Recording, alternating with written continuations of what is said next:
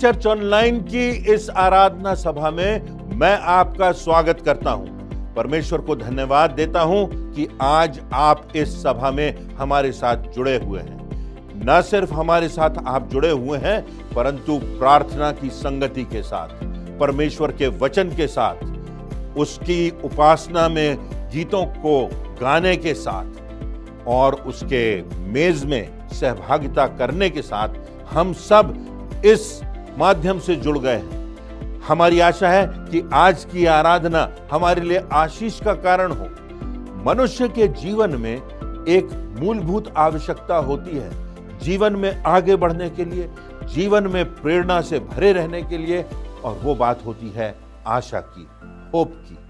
आज अंधकार में डूबा हुआ जो संसार है वो इसलिए अंधकार में है क्योंकि कोई आशा ही नहीं है, निश्चितता ही नहीं है, पता ही नहीं है कि आगे क्या होगा, पता ही नहीं है कि हम इस संसार में क्यों आए, हमारे क्या उद्देश्य होना चाहिए, किस उद्देश्य से परमेश्वर ने हमको ये जिंदगी दी और इस जिंदगी के बाद क्या होने वाला है। तो आइए हम परमेश्वर के वचन की व्याख्या तो सुनेंगे, परंतु उसकी आराधना करेंगे और उसमें सहभागी होकर के नई प्रेरणा पाकर अपनी जिंदगी में आगे बढ़ेंगे, आशीषित होंगे और दूसरों के लिए आशीष का कारण ठहरेंगे। आपका फिर से मैं स्वागत करता हूं। आइए हम आराधना में आगे बढ़ते हैं। आपको प्रभु यीशु के मधुर नाम में जय मसीह की। हिंदी चर्च ऑनलाइन आराधना में मैं आप सभी का स्वागत करती हूँ। माँ शब्द जितना छोटा उतना ही बृहत और गहरा है। माँ को शब्दों में परिभाषित करना असंभव है। माँ न केवल जननी है, अपितु प्रेम और करुणा और त्याग का पर्याय है। माँ ईश्वर का सर्वश्रेष्ठ उपहार है। माँ स्वयं में एक पाठशाला है जो बच्चों को गढ़ती और संस्कारवान बनाती है। आप सभी को हैप्पी मदर्स डे। आराधना में जाने से पूर्व हम परमेश्वर की आशीष, उसकी उपस्थिति के लिए प्रार्थना करेंगे। आइए हम प्रार्थना करें। सर्वशक्तिमान परमेश्वर, बड़ी दीनता और नम्रता के साथ हम आपके सम्मुख आते हैं। हिंदी ऑनलाइन चर्च को आशीषित करिए। आज के वक्ता को आपके हाथ में सौंपते हैं। उनके वचन के द्वारा लोगों के हृदय परिवर्तित हो। धन्यवाद हो परमेश्वर, आपने हमें महामारी से बचाया। आपकी सुरक्षा हमारे साथ बनी रहती है। आज मदर्स डे है। विश्व के समस्त माताओं को आपके नाम से आशीषित करते हैं। आज की संपूर्ण आराधना को आपके हाथ में सौंपते हैं। वचन का पढ़ना, सुनना, गाना, प्रार्थना, आपकी मेज की संगति सब आपको ग्रहण हो। हमारे मुक्तिदाता प्रभु यीशु के नाम से मांगते हैं, आमीन। आओ हम यहोवा के लिए ऊंचे स्वर से गाएं, अपने उद्धार की चट्टान का जय जयकार करें। हम धन्यवाद करते हुए उसके सम्मुख आएं और भजन गाते हुए उसका जय जयकार करें। हमारा परमेश्वर महिमा और स्तुति के योग्य है। बड़े उत्साह और परमेश्वर की आदर और महिमा में हम कुछ गीत और कोरसेस गाएंगे।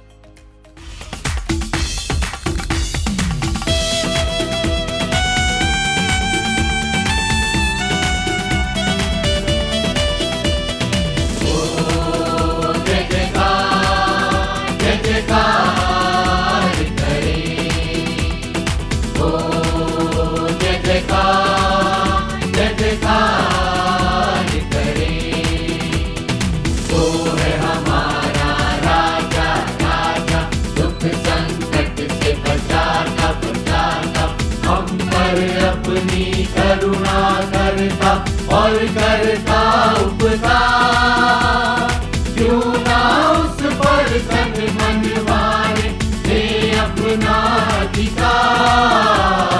ओ जय जयकार करे, ओ जय जयकार करे।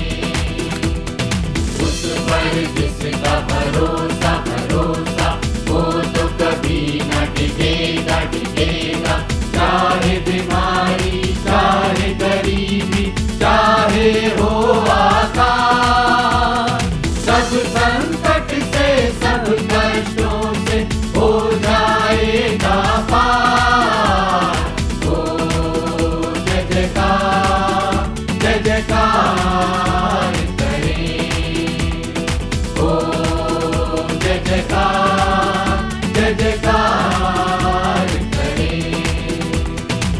स्वर्ग है उसका सिंहासन सिंहासन, पृथ्वी बनी है आसन आसन, आकाश उसकी महिमा बताए, हस्तकला को दिखाए, सारी सृष्टि उसकी रचना, उसका ही है प्रकाश।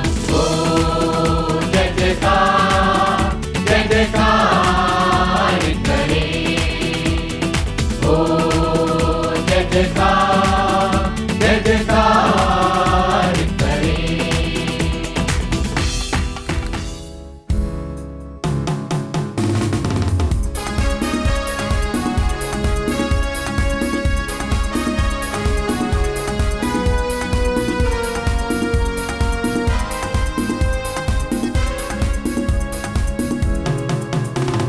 राजाओं का राजा यीशु हालेलुया, प्रभुओं का प्रभु यीशु हालेलुया, राजाओं का राजा यीशु हालेलुया, प्रभुओं का प्रभु यीशु हालेलुया, मेरा शांति दाता यीशु हालेलुया, मेरा शांति दाता यीशु हालेलुया, राजाओं का राजा यीशु हालेलुया, प्रभुओं का प्रभु यीशु हालेलुया।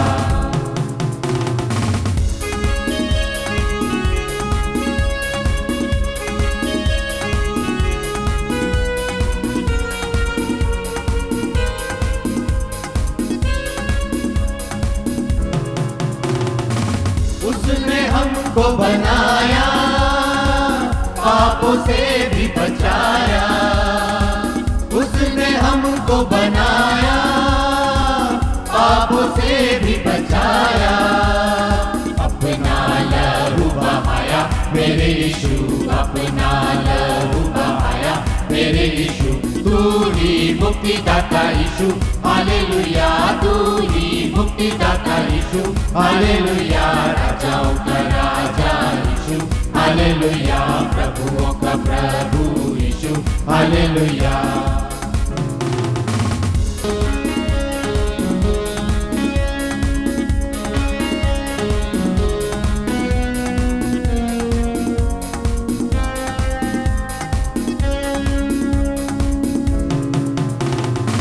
सूरज चांद सितारे आसमां के नजारे, सूरज चांद सितारे आसमां के नजारे, सब कुछ तूने बनाया मेरे यीशु, सब कुछ तूने बनाया मेरे यीशु, तू ही सृष्टि करता यीशु हालेलुया, तू ही सृष्टि करता यीशु हालेलुया, राजाओं का राजा यीशु हालेलुया, प्रभुओं का प्रभु यीशु हालेलुया।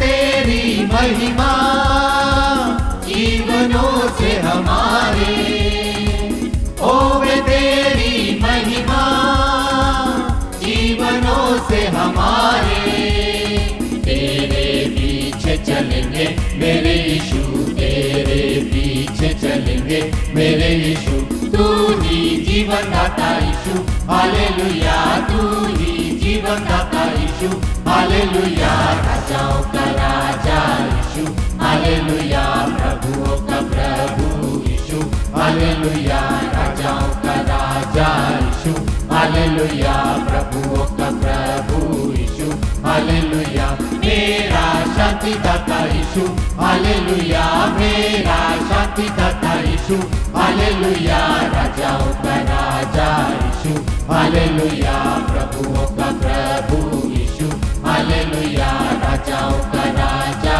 यीशु हालेलुया, प्रभुओं का प्रभु यीशु हालेलुया।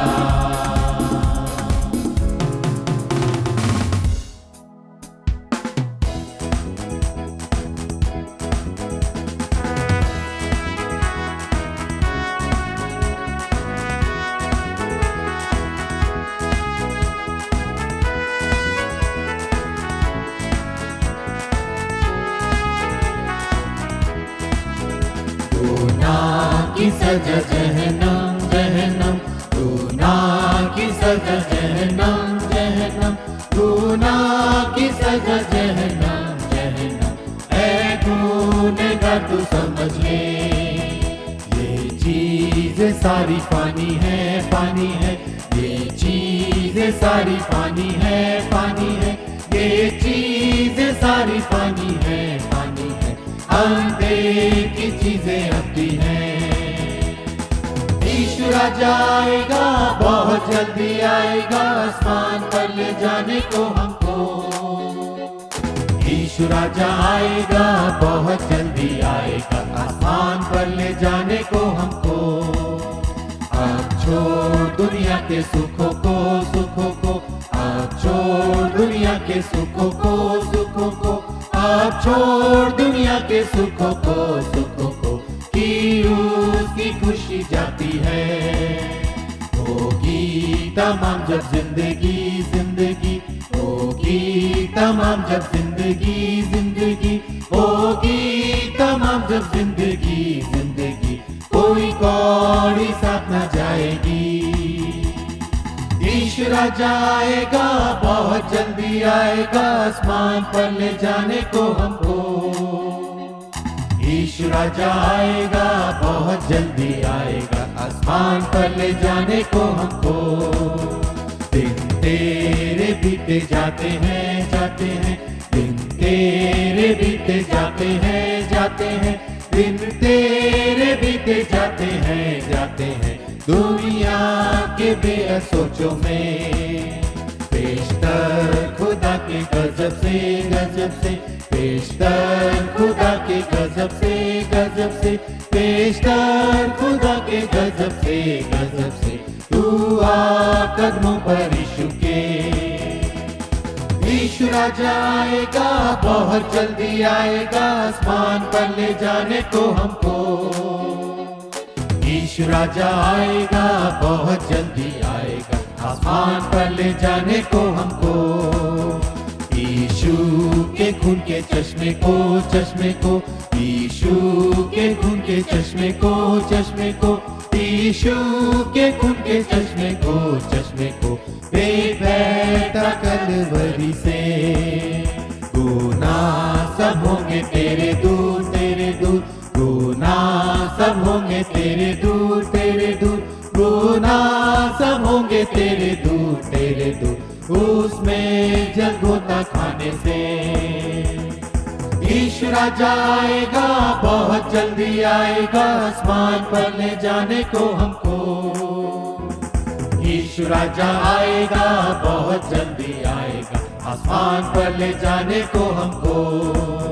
मैं तो था बहुत गुनहगार गुनहगार, मैं तो था बहुत गुनहगार गुनहगार, मैं तो था बहुत गुनहगार गुनहगार, यीशु ने मुझको किया माफ। क्यों नहीं आता उसके पास क्यों नहीं आता उसके पास, क्यों नहीं आता उसके पास, ताकि तू भी हो बिल्कुल साफ। यीशु राजा आएगा, बहुत जल्दी आएगा, आसमान पर ले जाने को हमको। यीशु राजा आएगा, बहुत जल्दी आएगा, आसमान पर ले जाने को हमको।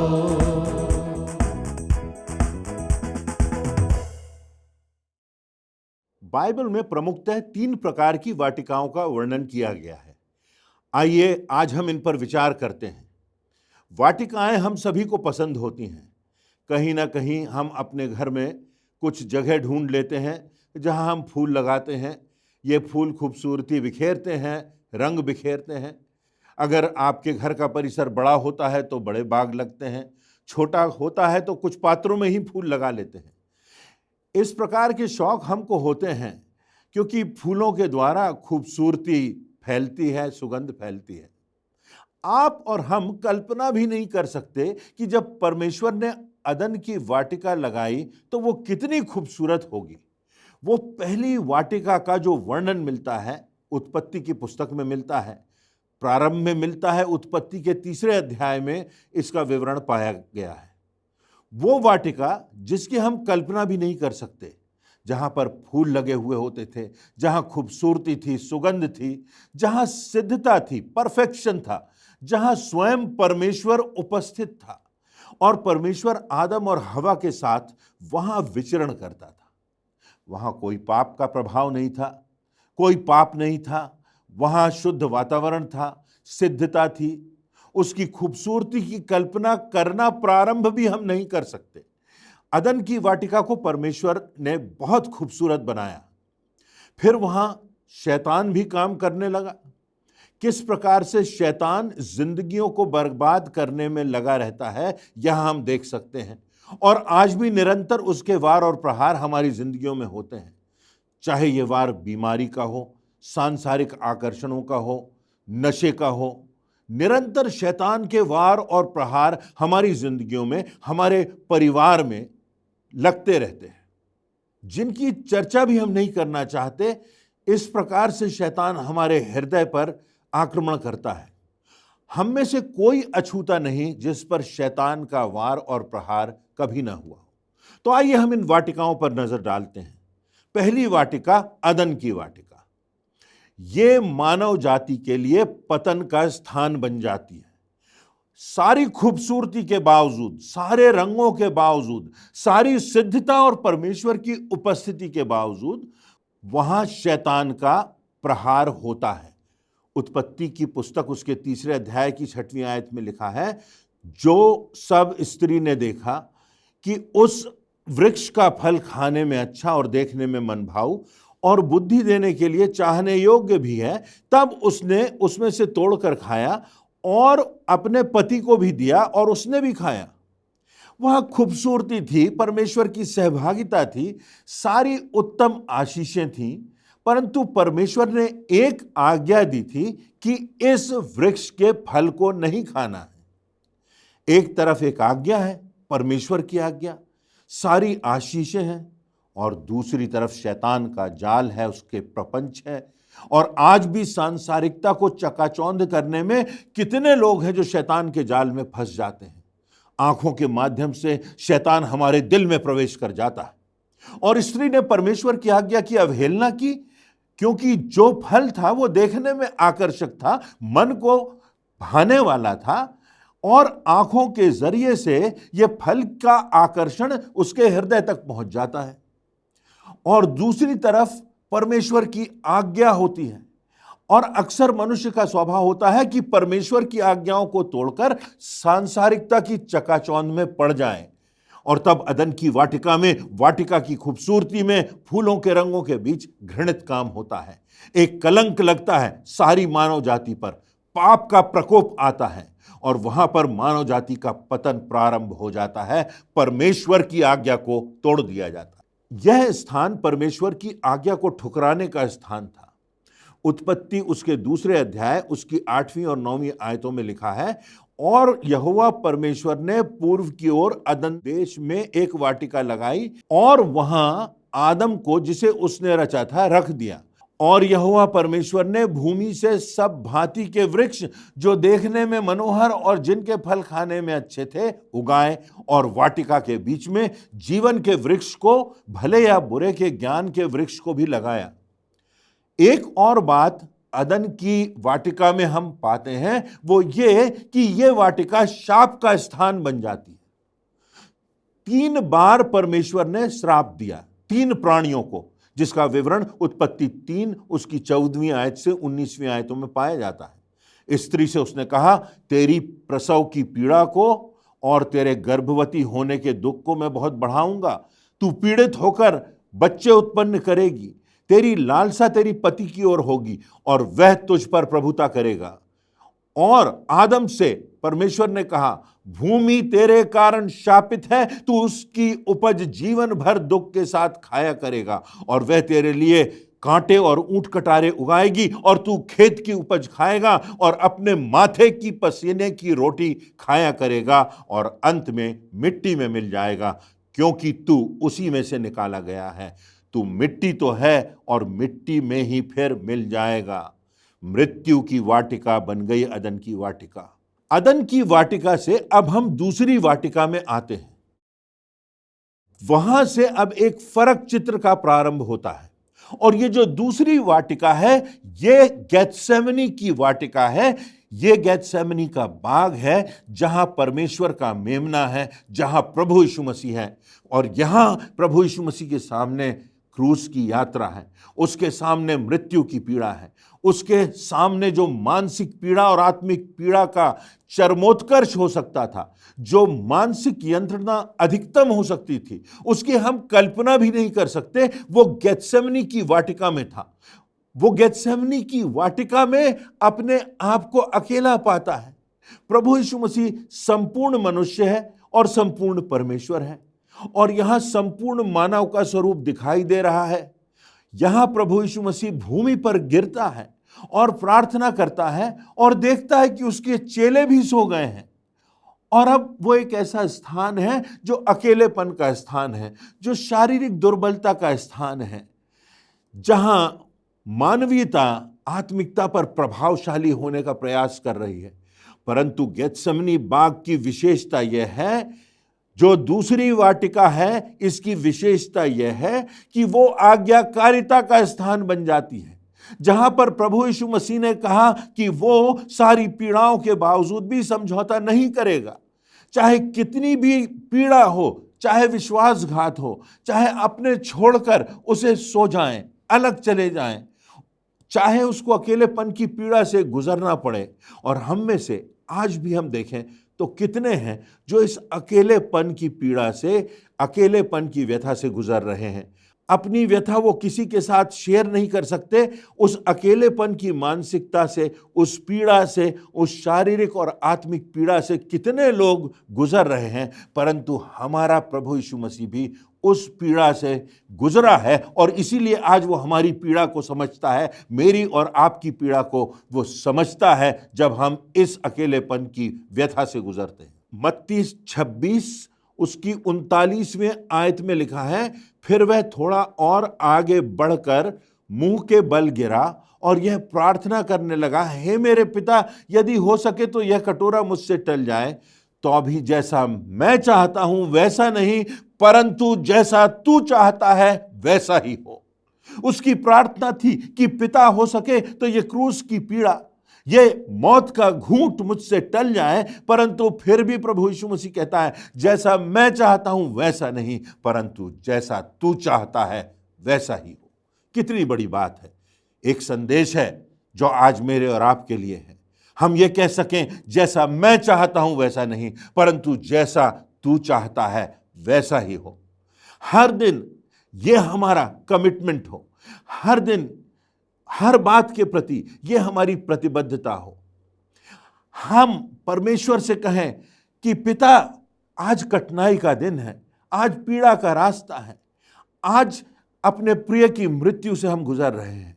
आज पिता परमेश्वर सांसारिकता के आकर्षण है, मानसिक पीड़ा है, अकेलेपन की पीड़ा है, परंतु इसके बावजूद मेरा ये कहना है, मेरी ये प्रतिबद्धता है कि जैसा तू चाहता है वैसा हो, मेरी नहीं परंतु तेरी इच्छा पूरी हो।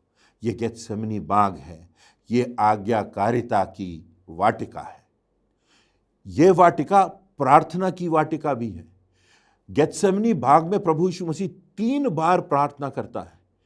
3 प्रार्थनाओं का वर्णन यहां पाया जाता है। यदि आप देखें तो ये प्रार्थनाएं मत्ती रचित सुसमाचार उसके 26वें अध्याय की 37वीं से 45वीं आयतों में प्राप्त होती हैं, जहां पर लिखा हुआ है, फिर वह थोड़ा और आगे बढ़कर मुंह के बल गिरा और यह प्रार्थना करने लगा। पहली प्रार्थना, हे मेरे पिता, यदि हो सके तो यह कटोरा मुझसे टल जाए, परंतु जैसा मैं चाहता हूं वैसा नहीं, परंतु जैसा तू चाहता है वैसा ही हो।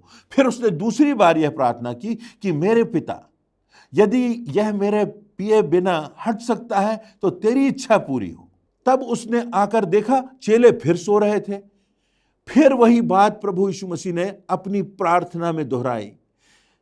तब उसने चेलों के पास आकर के कहा, अब सोते रहो और विश्राम करो, क्योंकि देखो अब घड़ी आ पहुंची है और मनुष्य का पुत्र पापियों के हाथ पकड़वाया जाता है।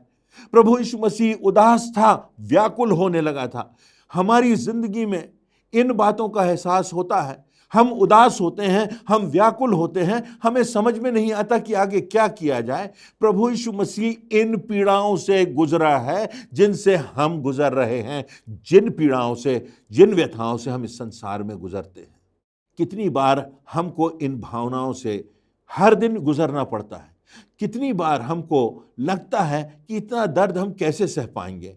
इससे बेहतर तो यह होता कि हम अपने जीवन को समाप्त कर लेते, और कितने लोग ऐसा कर भी लेते हैं। पर गेत्सेमनी बाग की ओर हम ध्यान लगाएं तो वो प्रार्थना का स्थान है। प्रभु यीशु मसीह ने वहां पर 3 बार प्रार्थना की। तो पहली वाटिका, अदन की वाटिका, मानव के पतन का चित्र, परमेश्वर की आज्ञाओं को तोड़ने का चित्र, परमेश्वर को ठुकराने का चित्र, पाप में गिर जाने का चित्र, शापित होने का चित्र, शाप का स्थान। अदन की वाटिका शाप की वाटिका बन जाती है। दूसरी वाटिका गेत्सेमनी बाग, प्रभु यीशु मसीह की पीड़ाओं के बावजूद ये आज्ञाकारिता की वाटिका बन जाती है। यहां पर लिखा हुआ है कि प्रभु यीशु मसीह का जो पसीना था वो खून बनकर गिरने लगा। मेरे और आपके लिए यीशु का लहू बहता है। तीसरी और अंतिम वाटिका पर हम विचार करेंगे जो मेरे और आपके लिए है। स्वर्ग की महिमामय वाटिका, जिसका वर्णन प्रकाशित वाक्य उसके 22वें अध्याय की 1 से 3 आयत में किया गया है। यूहन्ना को दर्शन हो रहा है और वो उस स्वर्ग की वाटिका को देखता है और लिखता है कि जीवन के जल की एक नदी है जो परमेश्वर और मेमने के सिंहासन से निकलकर उस नगर की सड़क के बीचों बीच बहती है, और नदी के इस पार और उस पार जीवन का पेड़ लगा है। उसमें 12 प्रकार के फल लगे हैं, और उन पेड़ों की पत्तियों में जाति जाति के लोग चंगाई पा रहे हैं। फिर वो श्राप ना होगा। फिर परमेश्वर और मेमने का सिंहासन उस नगर में हम देख सकेंगे। ये वाटिका है मेरे और आपके लिए, जहां मैं और आप पहुंच सकते हैं, जहां जीवन का जल है, जहां परमेश्वर का राज्य है, जहां परमेश्वर की शांति है, जहां जीवन के जल की धाराएं बहती हैं, नदी बहती है, जहां वृक्ष हैं उनके पत्तों से चंगाई प्राप्त होती है। और जो सबसे प्रमुख बात है वो यह है कि इस वाटिका में फिर कभी शाप नहीं होगा। जो शाप अदन की वाटिका में था, वो शाप इस स्वर्ग की महिमामय वाटिका में नहीं होगा, क्योंकि अब जो मसीह में है वो नई सृष्टि है। अब जो मसीह में है उन पर दंड की आज्ञा नहीं होगी। प्रकाशित वाक्य उसका 21वां अध्याय उसकी 3 से 5वीं आयतों में उस वाटिका के अधिकार का वर्णन है। फिर मैंने सिंहासन में से किसी को ऊंचे शब्द से यह कहते सुना कि देख, परमेश्वर का डेरा मनुष्यों के बीच में है, और वह उनके साथ डेरा करेगा, और वे उसके लोग होंगे, और परमेश्वर आप उनके साथ रहेगा और उनका परमेश्वर होगा, और वह उनकी आंखों से सब आंसू पोंछ डालेगा। और इसके बाद मृत्यु ना रहेगी, ना शोक, ना विलाप, ना पीड़ा रहेगी। पहली बातें जाती रहीं। और जो सिंहासन पर बैठा था उसने कहा, देख, मैं सब कुछ नया कर देता हूं। फिर उसने कहा, लिख ले, क्योंकि ये वचन विश्वास के योग्य और सत्य हैं। ये वचन विश्वास के योग्य और सत्य है। मेमना सिंहासन पर विराजमान है, नगर है, खूबसूरत बाग है, वृक्ष है, डालियां हैं, डालियों में चंगाई है, नदी है, जीवन का जल जहां बह रहा है। वो बाग है जो अदन की वाटिका का पाप, वहां का श्राप समाप्त कर देता है। परमेश्वर को धन्यवाद देते हैं कि मात्र यह खूबसूरती, यह सुगंध, परमेश्वर की सहभागिता अदन की वाटिका तक सीमित नहीं रहती है। गेत्सेमनी की वाटिका आती है जहां प्रभु यीशु मसीह मेरे और आपके लिए सब पीड़ाओं को सहकर सारी कीमत चुकाने के लिए आगे बढ़ता है, अपना रक्त बहाता है, ताकि हम इस स्वर्गीय वाटिका में, जो तीसरी वाटिका है, वहां पहुंच सकें और उस जीवन के जल से अनंत जीवन को प्राप्त करके वहां रह सकें, जहां स्वयं परमेश्वर है। मेरे और आपके लिए परमेश्वर के द्वारा बनाई गई वाटिका है, और एक दिन हम निश्चित वहां पर मिलेंगे। अगर हमने उस अदन की वाटिका के पाप के श्राप की गंभीरता को समझा है और कलवरी में प्रभु यीशु मसीह के बलिदान और उसके रक्त की कीमत को समझा है, यदि हमारी जिंदगी में उस रक्त का छिड़काव हुआ है और हमने निश्चितता पाई है कि हम उस तीसरी वाटिका में जीवन के जल को प्राप्त करेंगे, उस सिंहासन पर जिस पर परमेश्वर विराजमान है, तो उसमें हम और हमारा परमेश्वर हमारे साथ सहभागिता करेगा। मेरी प्रार्थना है कि मैं और आप प्रभु यीशु मसीह के मार्ग पर चलें और उस मार्ग से चलते हुए स्वर्ग की वाटिका में पहुंच सकें। परमेश्वर ने ये वचन, ये प्रतिज्ञाएं कुछ लोगों के लिए नहीं की है, एक विशिष्ट जाति के लिए नहीं की है, हर एक के लिए की है। और वो चाहता है कि हर कोई अदन की वाटिका का शाप जो मानव जाति पर पड़ा था उससे मुक्त हो सके, प्रभु यीशु मसीह के रक्त से उसकी आत्मा उज्जवल हो सके और तब हमारी निश्चितता हो कि हम इस तीसरी वाटिका में अपने प्रियों से मिलेंगे, प्रभु यीशु मसीह से मिलेंगे, परमेश्वर सिंहासन पर विराजमान होगा और हमारे प्रभु की महिमा, स्वर्गदूतों की स्तुति में हम सब शामिल होंगे। काश उस दिन हम सब वहां पर मिल सकें और ये हमारा पुनर्मिलन ऐसा होगा जिसका कभी अंत ना होगा, जहां कहीं मृत्यु नहीं होगी, जहां कहीं अलगाव नहीं होगा, जहां कोई शाप नहीं होगा और हम और आप अनंत के लिए, सदैव के लिए परमेश्वर के राज्य में हमेशा हमेशा तक वास करेंगे। ये बात मैं नहीं कह रहा हूं, ये परमेश्वर के वचन की प्रतिज्ञा है। वो परमेश्वर जिसने सृष्टि की सृजना की, वो परमेश्वर जिसने मुझको और आपको माँ के गर्भ में जिंदगी दी, वो परमेश्वर आज हमको अपनी वाटिका में आमंत्रण दे रहा है। क्या हम उसके आमंत्रण को स्वीकार करेंगे? आइए हम इन बातों को गंभीरता से लें और इन पर विचार करें। आज के प्रेरणादायक वचन के लिए हम प्रभु के सेवक को धन्यवाद देते हैं। परमेश्वर का अनुग्रह उनके ऊपर बना रहे और आज का ये वचन हमारे पाँव के लिए दीपक और मार्ग के लिए उजियाला ठहरे। अब समय है कि हम प्रभु की ब्यारी में सहभागी हों। प्रभु भोज में सहभागी होने से पहले हम अपने मनों को तैयार करेंगे इस गीत के द्वारा।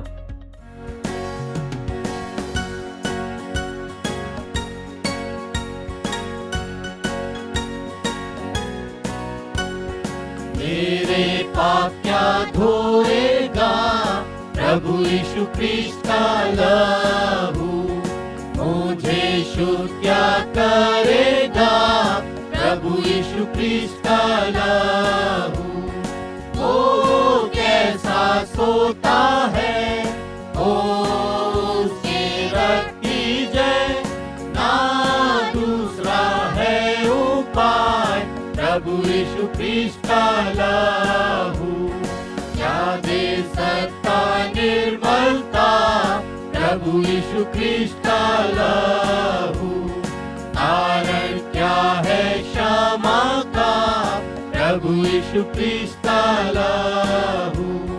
ओ कैसा सोता है, ओ उसके रक्त की जय, ना दूसरा है उपाय प्रभु यीशु ख्रिस्त का लहू।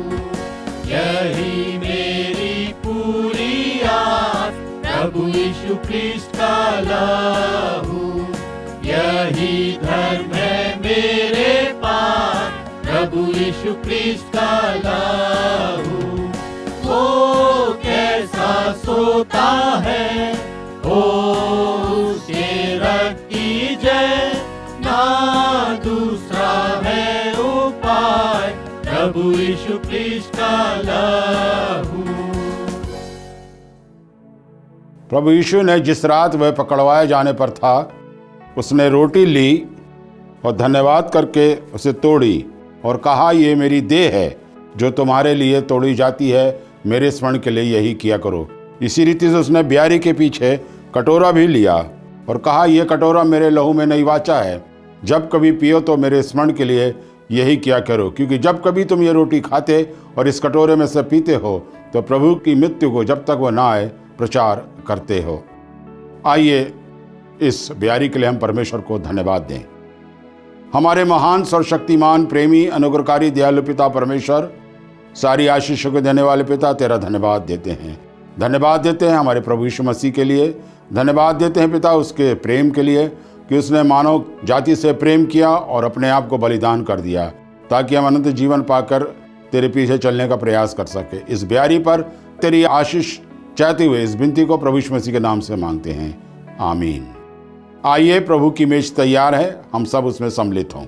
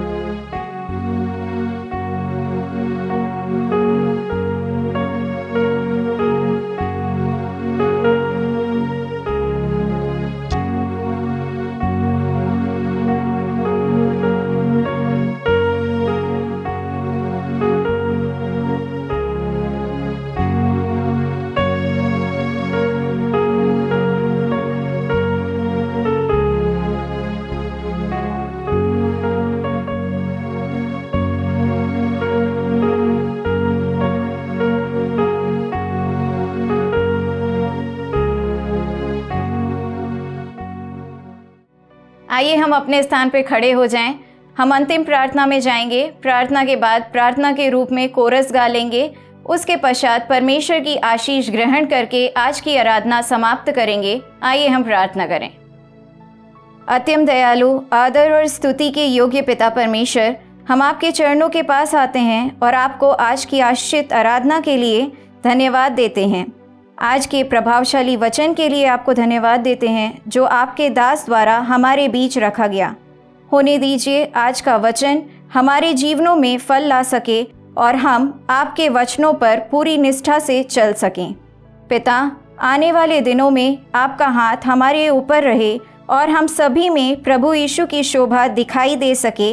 इस विनती को बड़े विश्वास के साथ आपके इकलौते पुत्र अपने उद्धारकर्ता प्रभु यीशु मसीह के नाम से मांगते हैं, आमीन।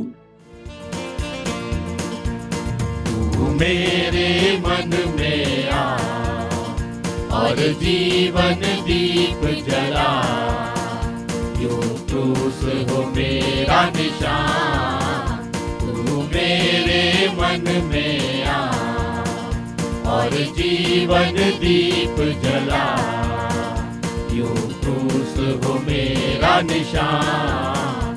तू मेरे मन में आ। प्रभु प्यासे नैना लाए, प्रभु प्यासे नैना लाए, दर्शन को तेरे आए, दर्शन को तेरे आए। नैनों की प्यास बुझा, नैनों की प्यास बुझा। तू मेरे मन में आ और जीवन दीप जला, यूं क्रूस हो मेरा निशान। तू मेरे मन में आ।